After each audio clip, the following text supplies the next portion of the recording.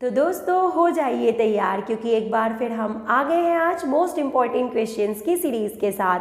मैं हूं आपकी होस्ट डॉक्टर सीमा तिवारी और इन दिनों हमारे चैनल पे आपको प्रोवाइड की जा रही हैं शारीरिक शिक्षा विषय से related most important MCQ series. So let's start with homework question. Anabolic steroid एक प्रतिबंधित दवा कुछ खिलाड़ियों के द्वारा किसको विकसित करने के लिए इस्तेमाल किया जाता है? And the correct answer lean body mass. जी हाँ दोस्तों, एनाबोलिक स्टेरॉयड्स का जो यूज़ है वो एथलीट्स के द्वारा, खिलाड़ियों के द्वारा मसल्स गेन या मसल डेवलपमेंट और मसल्स की शक्ति को बढ़ाने के लिए यूज़ किया जाता है। मांसपेशियों की वृद्धि और शक्ति को बढ़ाने के लिए आमतौर पर एथलीटों द्वारा इस्तेमाल किया जाने वाला ड्रग कौन सा है? तो एनाबोलिक स्टेरॉयड की बात यहाँ पे की जा रही है। निम्नलिखित में से कौन सी दवा रसायन मानव शरीर में आरामदायकता का अनुभव कराती है? And the correct answer option number C, cannabinoid की बात की जा रही है। जी हाँ दोस्तों, मारिजुआना जो आदि दवाइयाँ जो होती हैं वो एक प्रकार के कैनाबिनॉइड्स होते हैं जो कि हमारे बॉडी में शिथिलता या आरामदायकता का अनुभव कराते हैं। अंतर्राष्ट्रीय ओलंपिक समिति द्वारा निम्न में से किस ड्रग पर प्रतिबंध नहीं है? Option number C, alcohol is correct answer. Next question, विश्व की, जी हाँ दोस्तों कुछ और बता देते हैं आपको कि वर्ल्ड एंटी डोपिंग एजेंसी के द्वारा प्रतिबंधित जो लिस्ट है उसमें शराब का नाम नहीं है, जबकि कोकीन, मारिजुआना, एफिड्रीन, गैस्ट्रिनॉन, टेस्टोस्टेरोन ये सब शामिल हैं प्रतिबंधित ड्रग्स में। विश्व की सबसे लोकप्रिय उत्तेजक औषधि, यानी बात की जा रही है स्टिमुलेंट्स की, उत्तेजक यानी कि स्टिमुलेंट्स जो कि सेंट्रल नर्वस सिस्टम को स्टिमुलेट कर देते हैं, चाय, कॉफ़ी, शीतल पेय, आहार की गोलियां आदि में क्या पाया जाता है? And the correct answer is option number A, caffeine. Next question, खेल कूद में एर्गोजेनिक एड्स जो होते हैं वो हेल्प करते हैं। आप सभी ऑप्शंस को ध्यान से पढ़ लीजिए और फिर आपको बताना है कि इनमें से कौन सा सही है। तो देखिए हम आपको बता देते हैं, option number A is correct here, that 1 एवं 2 सही है। जी हाँ दोस्तों, 1 एवं 2 सही है, यानी ये शक्ति एवं सहनशीलता को बढ़ाते हैं और एकाग्रता बढ़ाने में मदद करते हैं। ये बिल्कुल सही है एर्गोजेनिक एड्स से रिलेटेड स्टेटमेंट्स में। नेक्स्ट क्वेश्चन, स्पोर्ट्स में एर्गोजेनिक एड्स किस में मदद करते हैं? तो देखिए अगेन सेम क्वेश्चन पूछा गया है और 1 और 2 सही है। Same question is repeated here. Next question, दर्द और व्यग्रता में उपयोग होने वाला ड्रग कौन सा है? And option number B is correct here, opium. जी हाँ दोस्तों, ओपियम और ओपाइड्स की बात यहाँ पे की जा रही है। बेरियाट्रिक सर्जरी जीवन शैली से जुड़ी किस आम बीमारी को ठीक करने के लिए जरूरी होता है?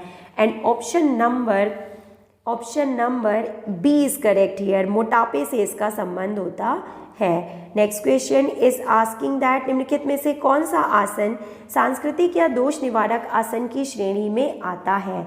And option number C is correct here, chakrasana is correct answer.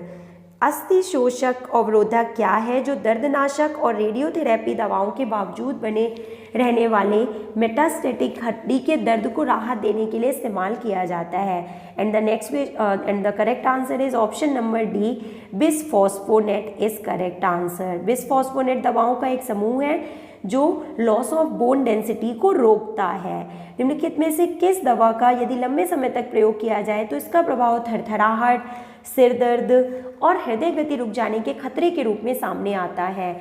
Okay friends, question आपको समझ में आ गया होगा and option number A is correct here. बात की जा रही है बीटा 2 एगोनिस्ट की। Next question is asking that टखने के लिए स्वास्थ्य लाभ की प्रक्रिया में निम्नलिखित में से कौन सा व्यायाम किया जाता है? And option number C is correct here, dorsiflexion is correct answer. टखने के स्वास्थ्य लाभ के लिए डॉर्सीफ्लेक्शन की क्रिया काफी लाभदायक होती है। इसमें कई क्रियाएं सम्मिलित हैं, जैसे टखने को अंदर की ओर खींचना, बाहर की ओर खींचना, पंजे पर ऊपर उठाना व पंजों को ऊपर की ओर खींचना आदि इन सब में शामिल किया जाता है। यूनानी चिकित्सक हिपोक्रेट्स के अनुसार किस किस्म के व्यक्ति आमतौर पर कमजोर, आलसी, अक्रिय, सुस्त और निस्तेज होते हैं तथा अपना काम काफ़ी धीमी गति से करते हैं? ओके फ्रेंड्स, पढ़ के ही कैसा फील हो रहा है, तो सोचिए कि ये किस किस्म के व्यक्ति होते हैं और ऐसा व्यक्ति को बिल्कुल नहीं होना चाहिए। हमें हमेशा एनर्जेटिक, कॉन्फिडेंट, सेल्फ कॉन्फिडेंट और क्रिएटिव होना चाहिए, जो कि पहचान है एक प्लेयर की। तो मूव करते हैं आंसर की ओर। तो option number A is correct here. निरुत्साहित लोगों की बात यहाँ पे की जा रही है, जो कि हमें बिल्कुल नहीं होना चाहिए।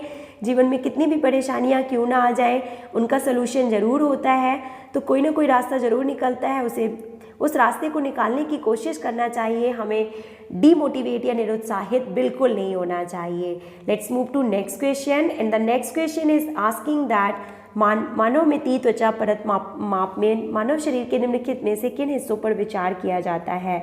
ओके फ्रेंड्स, एंड आपको ऑप्शंस यहाँ पे हम दिखा देते हैं and the option number D is correct answer. देखिए ये सभी option number D is correct here, यानी कि असफलकाद, अधिष्टोणी, उदर, जांग, वाह, ये सब जो है करेक्ट आंसर है। इंग्लिश टर्म्स इनका नहीं पता है मुझे, आपको इंग्लिश में क्वेश्चन समझा देते हैं कि स्किन फोल्ड मेजरमेंट में निम्न हिस्सों पर विचार किया जाता है। देखिए ट्राइसेप्स की तरफ, सब स्कैपुला और साथ ही साथ सुप्राइलियक, एब्डोमेन और साथ ही साथ थाई, इन हिस्सों पे ध्यान दिया जाता है स्किन फोल्ड मेजरमेंट करते समय।